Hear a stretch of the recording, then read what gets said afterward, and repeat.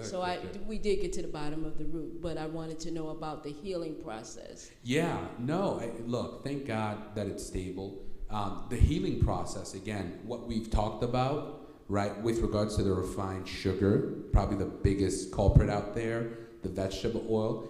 Look, if you cut back on the amount of refined sugar you consume and you change because everybody here eats cooking oil, vegetable oil. I mean, you could buy a cupcake and there's been some sort of oil used.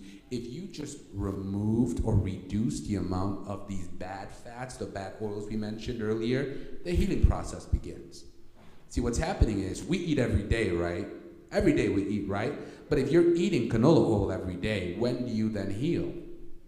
You don't. So part of the healing process is reducing inflammation. So look at the oil, swap it out for, olive oil, extra virgin olive oil, okay? Look, the average American woman eats 3 times more sugar than she should, twice for men. Cut back on the amount of sugar, healing process begins. Cut back on the genetically modified foods, healing process begins. Exercise a little bit more, go walk on a beautiful day like this, right? Drink more water, healing process begins.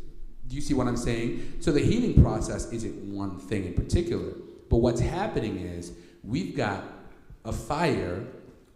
We've got 5 or 6 different things that's contributing to the fire, right? Somebody's dumping paper on the fire, somebody's throwing wood, somebody's throwing gasoline, right? The fire just stays burning, okay? So if you stop the person from throwing paper at the fire, yeah, you've done some good, but somebody's putting wood there, right? Then you gotta deal with the person throwing the wood on the fire.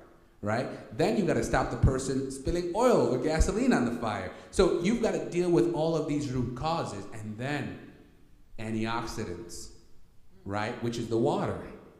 You got to stop the people that are egging on the fire, and once you stop them, then you throw water at it. Because if you throw water at it, I'm still pouring gasoline on it. So the fire goes down, but then it goes back up. You see what I'm saying? What we have to do is stop the causes of inflammation. That's probably the first thing.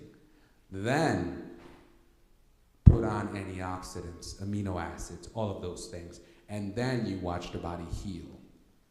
Great question. Yes, ma'am. Yes, sir. Yes, hi. Is there any difference of using brown sugar over white sugar? Yeah, that's a great question. So refined sugar is typically the white sugar, okay? And though I don't have that exact illustration here, I think the one that's closest to it is this illustration. So you see this, the difference between whole grains and white grain, right? The whole grain has bran and germ, both of which is where the nutrient core of the grain is. When you remove that, you're left with what's called white grain. White grain has a longer shelf life.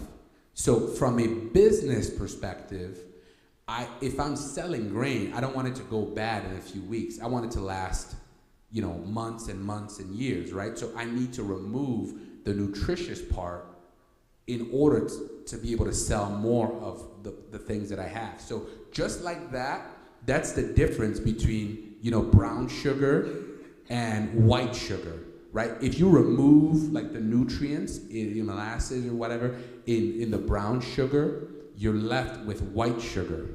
You see what I mean? And white sugar will tend to have a higher glycemic index. I mean, it'll send your blood spiking up as opposed to something like this. So this is probably the closest illustration that I could use to answer that question, right? Refined, white, same thing. Okay, when you refine something, it becomes white. Okay, it has a longer shelf life, so that's why you find it in everything. But from a health perspective, it is terrible. Again, sugar is a good thing, okay? But sugar is energy. The difference is when you charge your phone at 100%, it stops taking electricity. When you put gas in your car, when it's full, it stops taking gas. But you can put as much sugar as you want in your body. It's not going to tell you to stop, but it's going to turn that additional sugar into fat. Okay? So it's up to you to now use that fat. Great question. I think we'll take one more question and we'll move on. I think the lady over there had a question, and then we'll take yours.